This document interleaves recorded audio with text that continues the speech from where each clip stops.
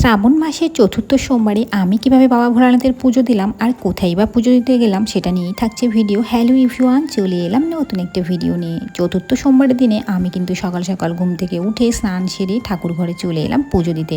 আমার ঘরে যেহেতু অনেকগুলো শিবলিঙ্গ রয়েছে তাই সেগুলোকে সুন্দরভাবে পুজো দিয়ে নিয়েছি। একটু তাড়াহুড়োর মধ্যেই পুজোটা দিচ্ছিলাম কারণ আমরা যাব একটু মন্দিরে। ফাইনালি পুজো কমপ্লিট। এরপরে দেখো রেডি হয়ে সোজা চলে এলাম দমদম মেট্রো স্টেশনের। সঙ্গে রয়েছে এক দিদি, তার দুই ছেলে, সঙ্গে শাশুড়ি মা আর আমি। মেট্রো চলে এলো আর উঠে পড়েছি মেট্রোতে। সকলে মিলে সিট নিয়ে কিন্তু বসেও গেছি। খানিকক্ষণ বাদেই কিন্তু আমরা পৌঁছে গেলাম দক্ষিণেশ্বর মেট্রো স্টেশনে। এবার তোমাদের বলি আমরা কোথায় পুজো দিতে যাচ্ছি। আমরা যাব হচ্ছে আদ্যাপীঠ মায়ের মন্দিরে। ওখানে অনেকগুলো শিবলিঙ্গ রয়েছে তাই ভাবলাম চলো ওখানেই যাওয়া যাক। দেখো ফাইনালি চলে এলাম। এদিকে শাশুড়ি মা কিন্তু সমস্ত কিছু রেডি করছিল, মানে ফুল জল যা যা দরকার। আমরা কিন্তু রেডি হয়ে গেছি। এবার শিবের মাথায় জল ঢালবো। এক এক করে কিন্তু অনেকগুলো শিব মন্দিরে দেখো জল ঢেলে নিলাম। সবগুলো তো আর তোমাদের দেখানো যায় না, যেটুকু দেখাতে পারলাম সেটুকুই তোমাদের দেখালাম। এখানে কম করে আমরা 12-13টা শিবের মাথায় কিন্তু একটু একটু করে জল ঢেলে নিয়েছিলাম। এখানে কিন্তু প্রচুর লোক প্রত্যেকবার আসে। আমিও এর আগের বার এসেছিলাম, এবারও কিন্তু এলাম জল ঢালতে।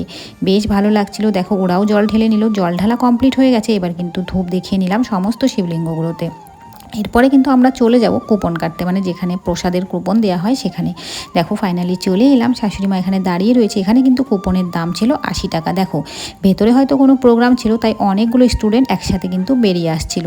এরপরে চলে এলাম একদম অফিস রুমে এখানে বসে খেতে। এই জায়গাটা কিন্তু একদমই ফাঁকা ফাঁকা থাকে। বেশ সুন্দরভাবে কিন্তু আমরা এবার বসে পড়েছি।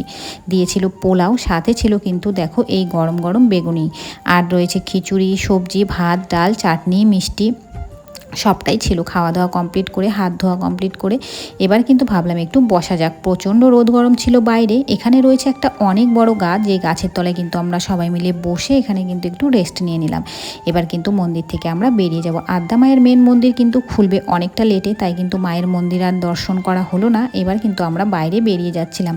প্রচণ্ড রোদ গরমে শরীর কিন্তু আর ভালো লাগছিল না। চলে এলাম একদম গেটের সামনে। এরপরে কিন্তু বেরিয়ে সোজা চলে এলাম মেট্রো স্টেশনে। মেট্রোতে উঠেও পড়েছি। এবার চলে যাব বাড়িতে। কেমন লাগলো ভিডিওটা জানিও। টাটা।